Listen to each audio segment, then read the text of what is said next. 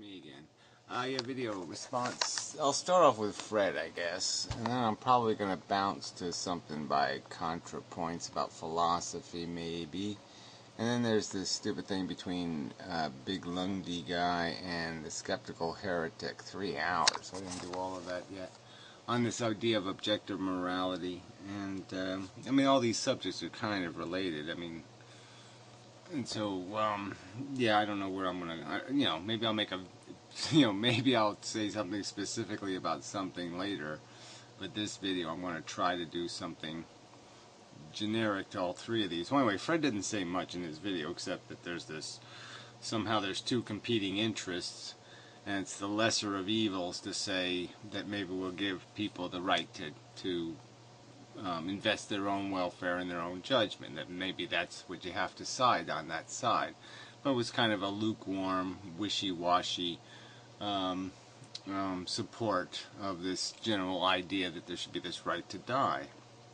I don't think they're competing interests at all. I think this is just a complete red herring. If people want to be protected from being coerced, right, being argued, being persuaded, being made to say something they don't want to say, really want to say, I mean, it's pretty easy to avoid that by giving people this easy out where they could just make a statement saying, I never want the right to die. Not that complicated. Their interests are protected now. So, in their 20s, they can decide that, when they're 90, and they're just going to kill themselves, or they're just going to die because they don't want to be a burden. Yeah, they'll be prevented because they don't really want to die. They just don't want to be a burden, which I think is a pile of shit anyway. If people used to use that as an excuse to get the fuck out. They basically just said, I don't want to be a burden. And what they're really saying is, I really don't want to be here anyway. This is stupid. I'm old, I'm done, I'm finished. Just let me get the fuck out of here. And so you're not even getting that. You're not even reading between the lines enough to understand that people don't say that kind of shit if they don't mean it anyway. Yeah, I mean, really, people just don't voluntarily die for the good of the human race. Get real. Anyway, so I said, I'm just saying, in my video I made it pretty clear, okay, living will thing, you can make your statement. Let's just argue that if you first sign it maybe when you're 16, and then every year you can change it, and then it doesn't take effect for 3 years till after you've changed it. So any change you make doesn't take effect for 3 years, blah, blah, blah. So yeah, there's safeguards, blah, blah, blah. There's ways, like I said, it's easily done.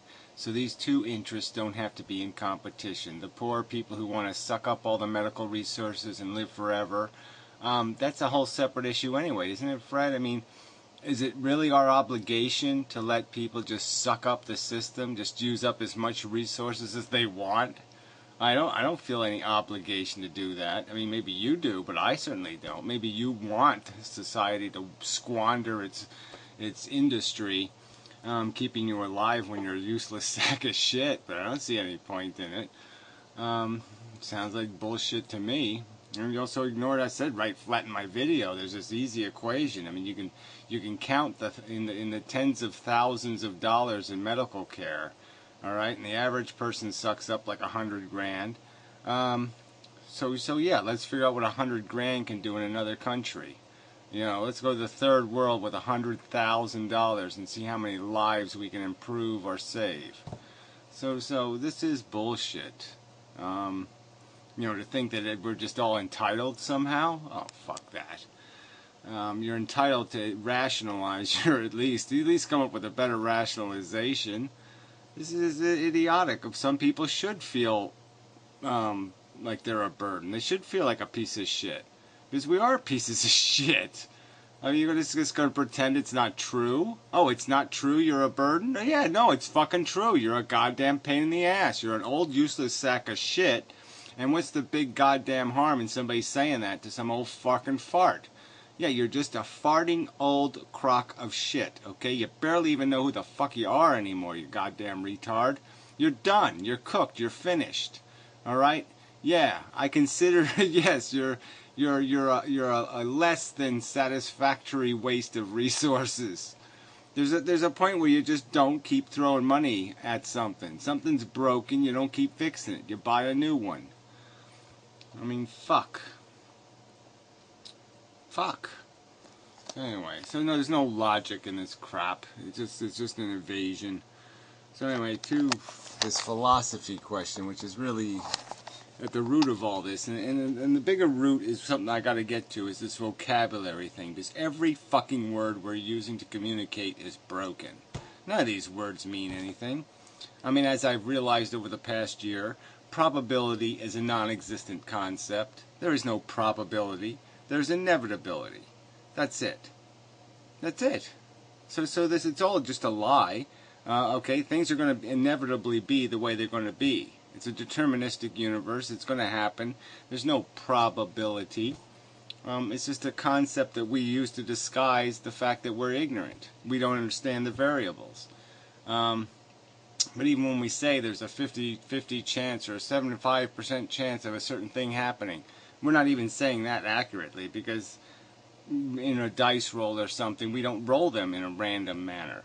We roll them in a consistent manner. We shake them a certain amount of time, and we throw them a certain way, and they bounce off a certain surface, and there is built into that a breaking of those unknown variables, and some of those variables get defined by that behavior.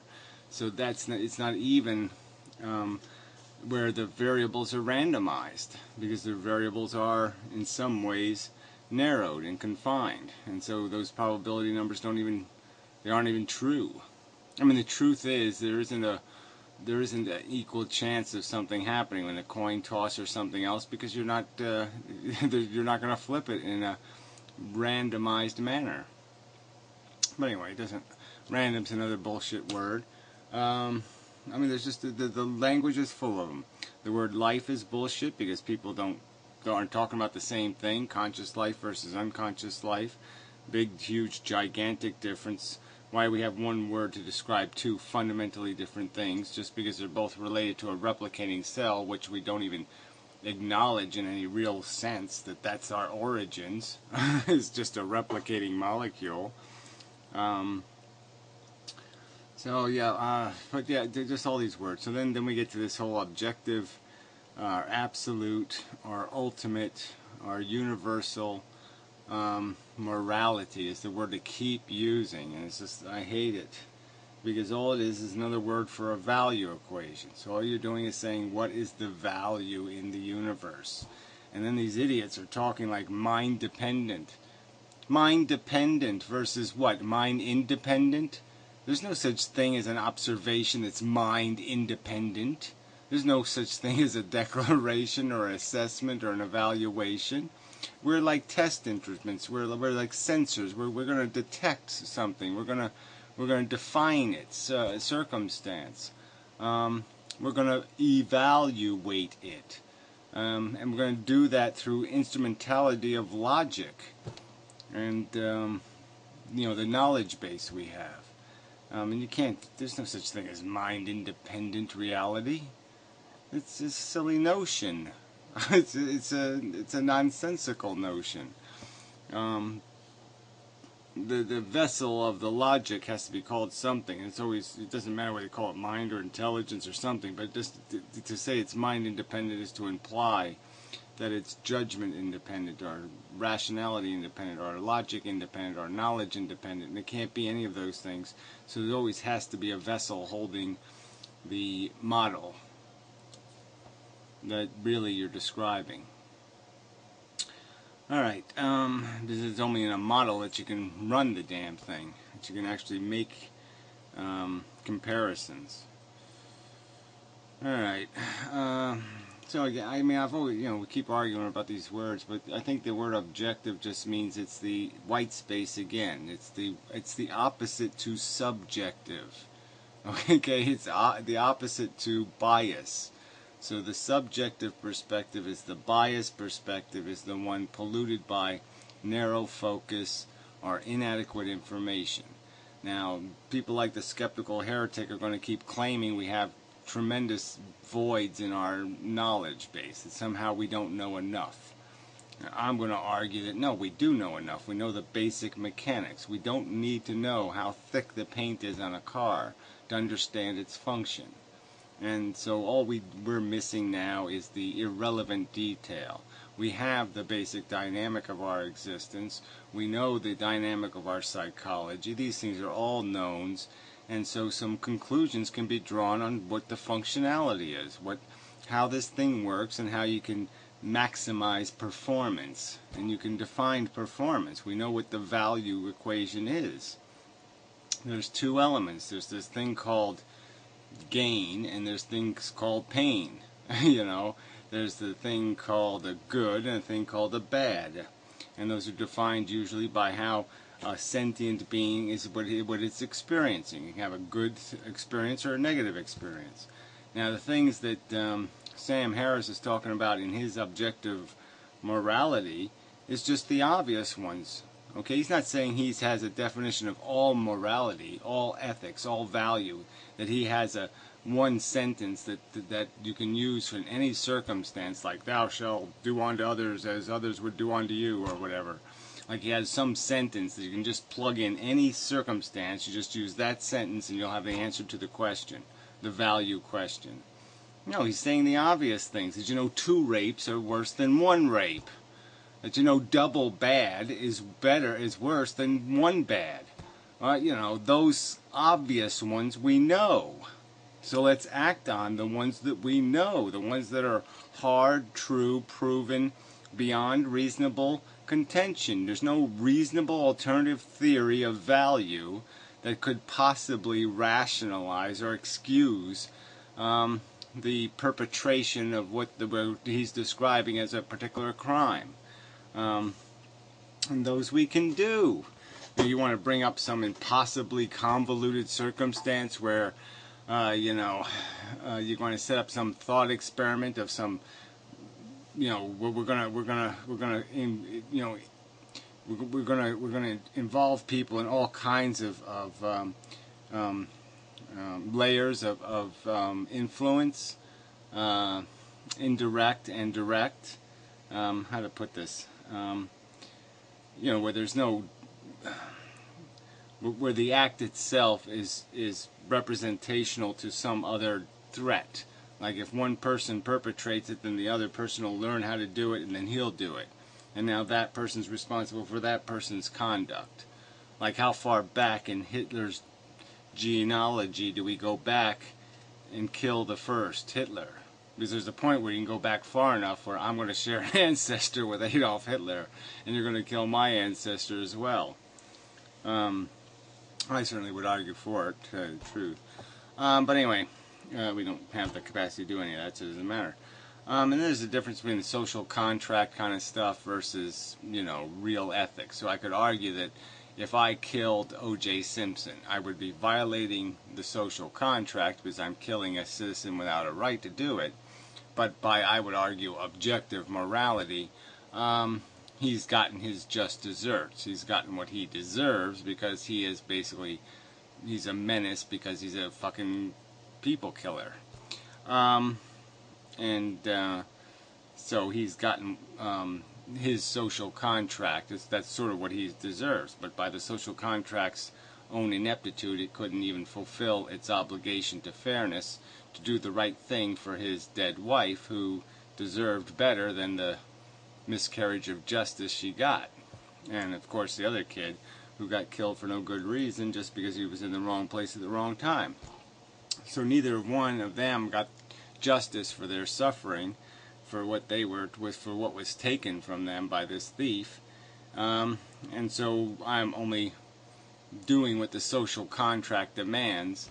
But obviously, in a sense, that is a useless act, in the sense that unless he poses some future threat, it accomplishes nothing in any absolute objective sense. Okay, because no one's made happier, nothing's improved, and no one's going to learn from it.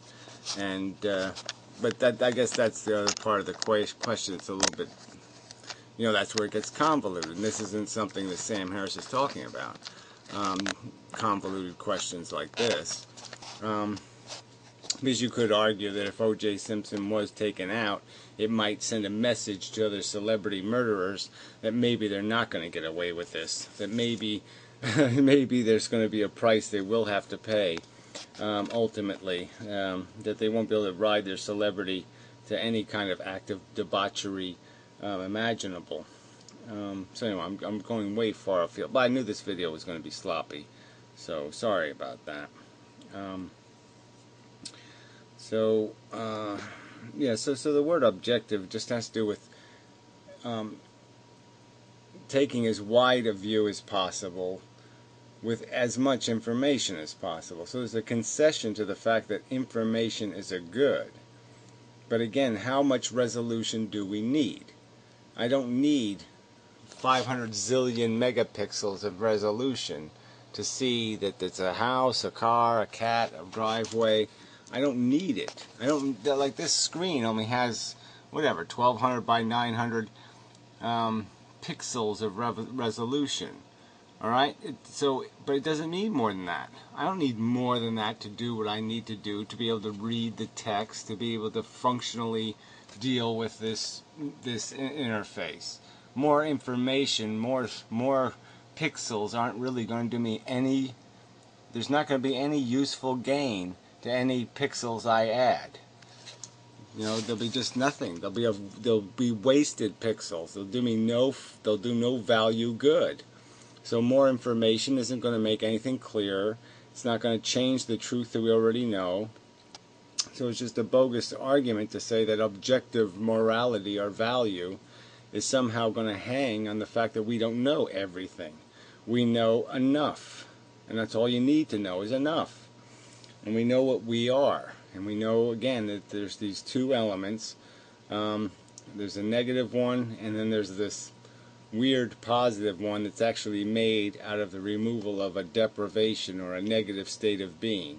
So, you know, unless you need something, unless you're hungry, the food has no value, right? We can agree that you're not going to be hungry for it unless you have to be hungry for it to be something desirable to stick inside of you. That doesn't sound right, but you get the point. And that is fundamentally different than this overtly negative thing that happens when somebody's experiencing displeasure or an unpleasant circumstance, a painful, suffering, negative circumstance. So one could argue almost that no pleasure is worth any pain, especially if the pain is imposed on somebody else against their will. So if my existence depended on a little mouse that was running inside of me, so inside of me was a little mouse, and he was on a little torture table, and he had to be tortured all day to maintain my existence. Could I justify that? Could I find some rationalization that said it was okay to torture the little mouse so I can have my satisfaction or my comfort or my adventure or my delusion of accomplishment?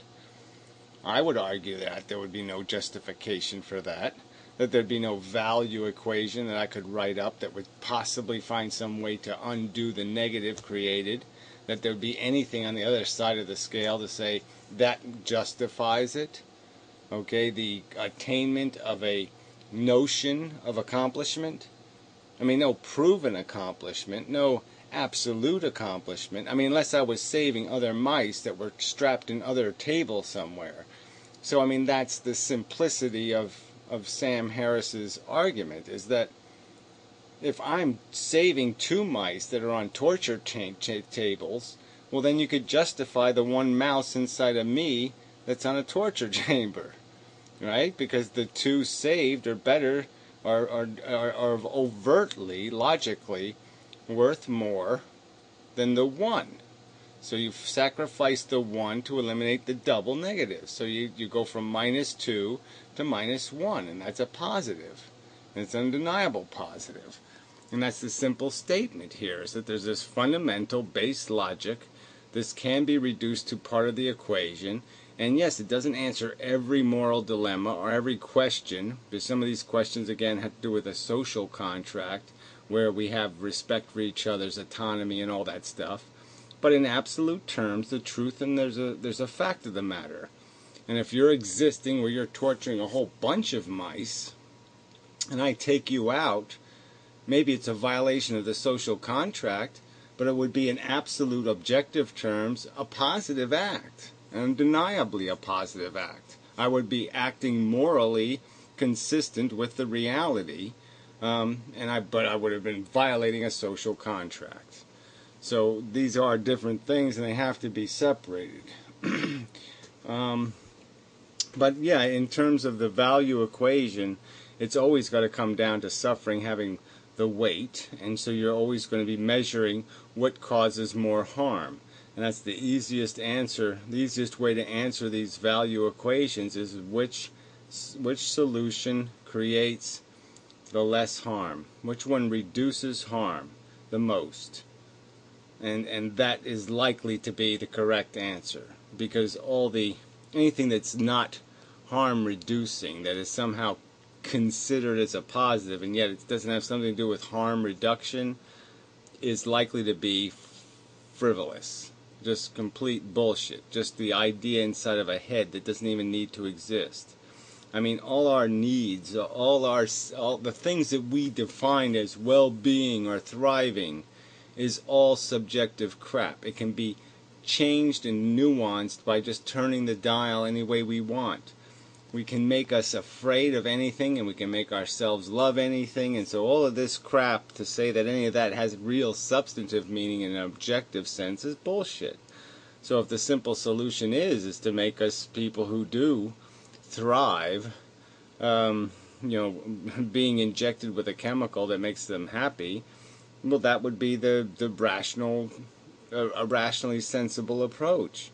Maybe there's some competing circumstance that you could argue is a better arrangement, but I'm just saying there's no denying that this arrangement would be better than one that creates harm, or one that leaves the door open to harm. So one that gave immunity to harm and took away a need that doesn't need to exist could hardly be argued as a negative, because it's immunity to harm. Anyway. So, no point in beating it to death.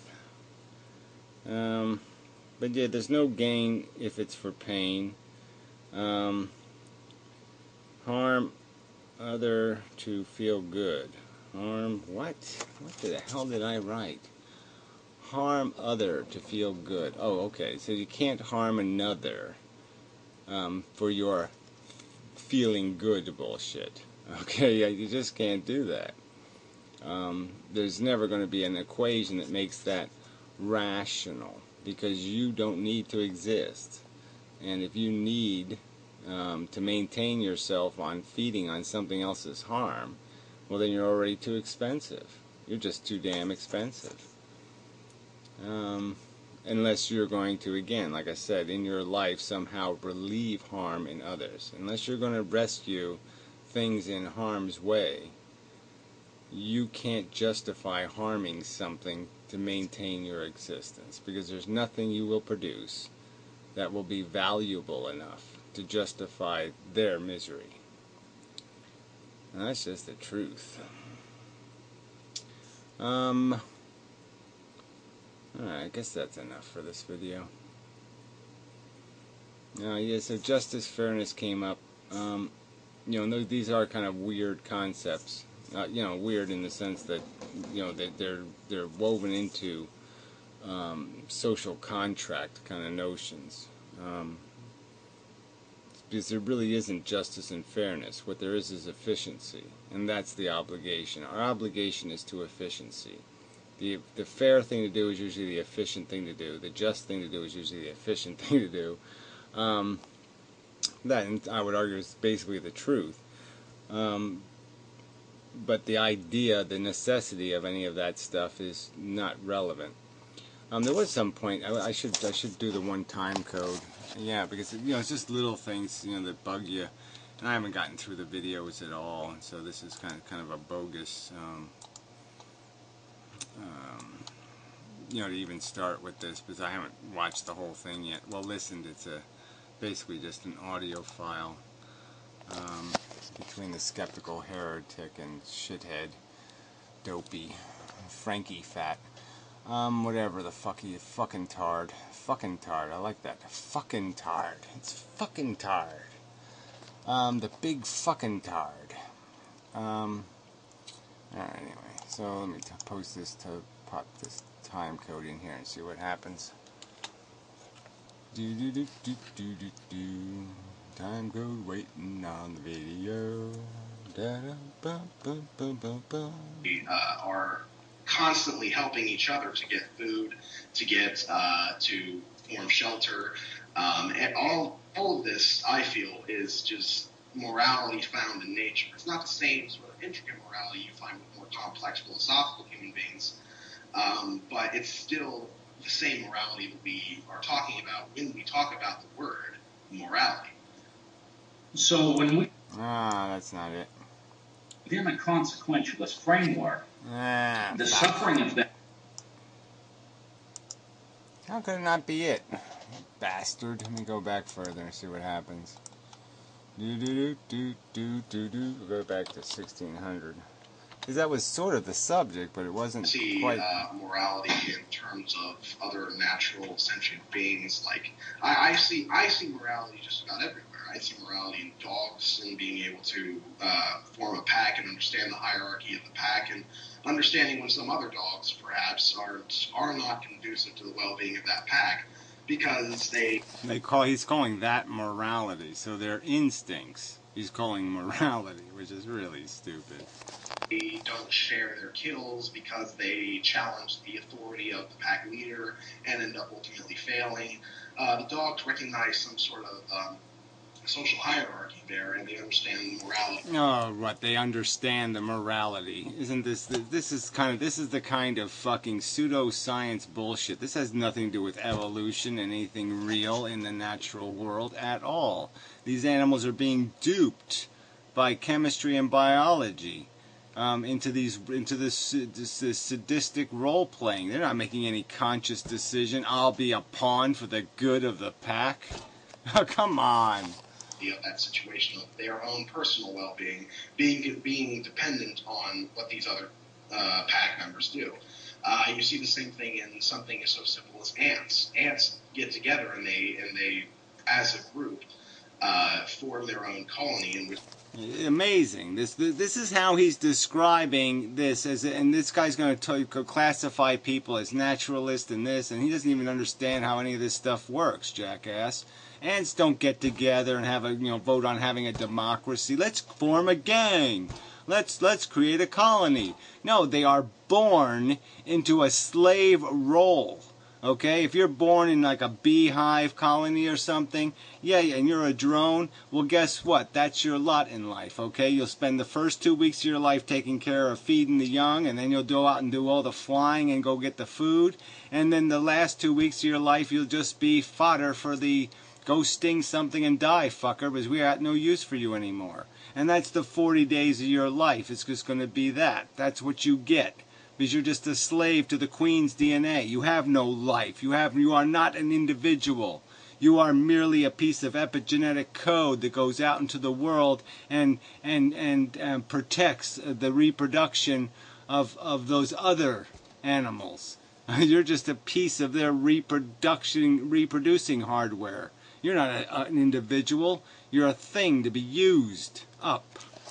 They are constantly helping each other to get helping each other. More just complete and absolute crap. They have no desire to help. They have no desire to do any of that kind of crap. When a bee stings somebody, it doesn't know it's going to die. It doesn't say, I'm dying for the colony. It has no fucking clue its butt's going to get stuck in whatever it stings, and half its abdomen's going to go flying out of its ass. It has no clue. An ant builds a bridge for the other ants to cross. It doesn't know it's going to drown. It has no fucking clue. Food to get to form shelter, and all of this, I feel, is just morality found in nature. It's not the same. Yeah, right. The morality of being a drone slave, completely used to further the ambitions of a piece of chemistry. a fucking molecule. I mean, amazing. That's where you core your morality. Fuck nut. So yeah, I'm gonna try to listen to it. See, I've only gotten like half an hour of this shit, and there's 3 hours to go. I mean, these are not dumb guys, to tell you the truth. These guys, you know, they know all the right words. They know how, you know, they know all the fancy philosophy talk words. But yeah, that's all it is. It's just a bunch of fancy talk, okay? And it has no grounding because the vocabulary is broken, and these guys break it some more. I mean, the words they use, you know, they got to call things, they're naturalist, and there was some other goddamn idiotic word. That's my confidence paper. That's not the right paper. Where the fuck's my paper? Oh, here it is. I mean, they got consequentialist, they got the mind-dependent thing, yeah. Oh yeah, here we go. Let's see. Contrivanist. No, that's not what they say. Well, I don't know what the fuck it was. But anyway, they got all this jargon. Fucking, that's all it is. Just fucking jargon. It doesn't have anything to do with reality. It doesn't have anything to do with making this understandable. It just creates more fog. Instead of clarity, they just create more fog with this bullshit. Alright. Anyway, now enough of a video. So yeah, I'll be coming back to these subjects. I mean, they're always going to come back, but I mean, yeah, it's really, this language thing is so broken. So I mean, yes, the probability thing is it's just bullshit. And what's the other one that I've pointed out that's completely bullshit? Oh, come on, somebody's got to know, right? Yeah. So probability is pretty much a bullshit concept. Really has to do with just our ignorance of the inevitability.